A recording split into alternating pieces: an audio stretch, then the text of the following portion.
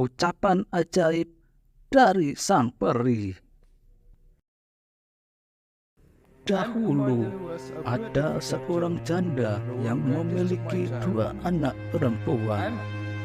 Anak yang sulung angkuh dan pemarah seperti ibunya, sedangkan yang bungsu manis dan lemah lembut.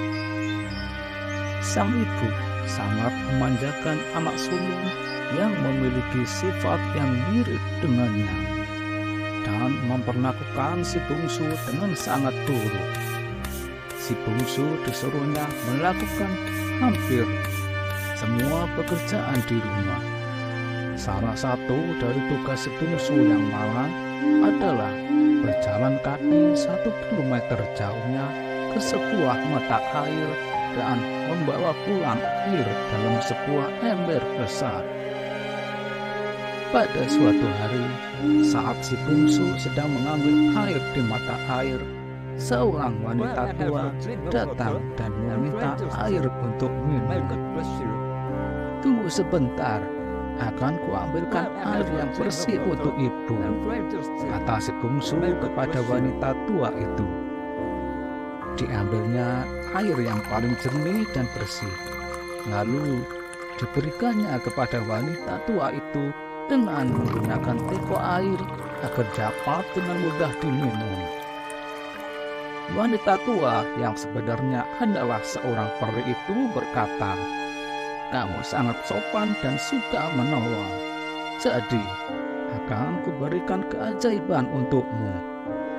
Setiap kata yang kamu ucapkan akan mengeluarkan sekuntum bunga, batu permata, dan mutiara dari mulutmu." Si bungsu tidak mengerti maksud wanita tua itu. Ia hanya tersenyum lalu berpamitan dan berjalan pulang. Sesampainya di rumah, ibunya memarahinya karena terlalu lama membawakan air. Si bungsu meminta maaf kepada ibunya dan menceritakan kejadian yang dia alami, bahwa ia menolong seorang wanita tua yang kemudian memberinya keajaiban.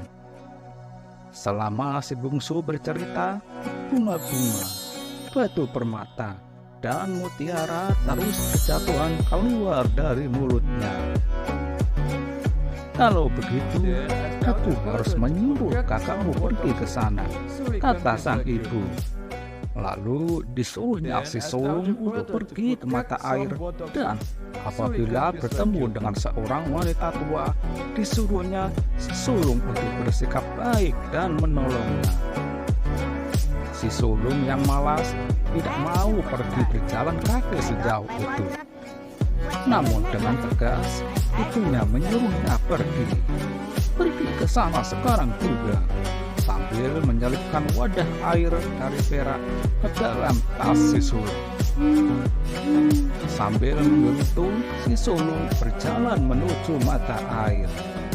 Saat tiba di sana, ia berjumpa dengan wanita tua itu. Tapi kali ini, wanita itu berpakaian indah bagaikan seorang ratu. Lalu, wanita tua itu meminta minum kepada si sulung. "Apa kamu kira aku datang sejauh ini hanya untuk memberimu minum? Dan jangan pikir kamu bisa minum dari wadah air perakku. Kalau mau minum, ambil saja sendiri di mata air itu," kata si sulung kepada wanita tua itu. Karena sikapnya yang kasar, wanita tua yang sebenarnya seorang peri itu mengutuknya.